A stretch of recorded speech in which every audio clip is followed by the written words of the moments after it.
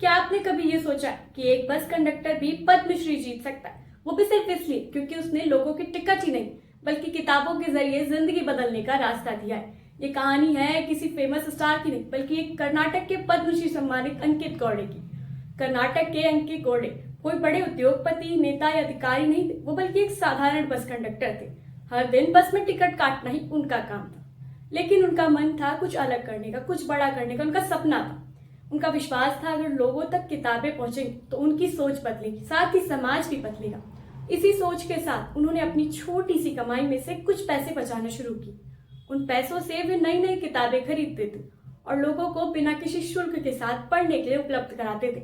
समय बीतता गया, किताबें बढ़ती गई और उनका छोटा सा प्रयास एक विशाल मिशन में बन गया। जी हाँ, आज उनके द्वारा बनाई गई एक लाइब्रेरी जहां लाखों किताबें हैं, जहां हर उम्र का व्यक्ति बिल्कुल मुफ्त पढ़ता है, बिना पैसे दिए। ये देश के सबसे बड़े निशुल्क पुस्तकालय में गिनी जाती है। समाज के लिए उनके इस अनोखे योगदान को देखते हुए भारत सरकार ने उन्हें पद्मश्री से सम्मानित किया है। और इस कहानी की सबसे बड़ी सीख क्या है आपको पता है? इसमें यह है कि बड़ा बदलाव लाने के लिए सबसे बड़े पद की जरूरत नहीं या दौलत की भी नहीं, सोच है बड़ी होनी चाहिए। क्योंकि इतिहास हमेशा उन्हीं लोगों को याद रखता है जिन्होंने अपने लिए नहीं बल्कि समाज के लिए कुछ किया।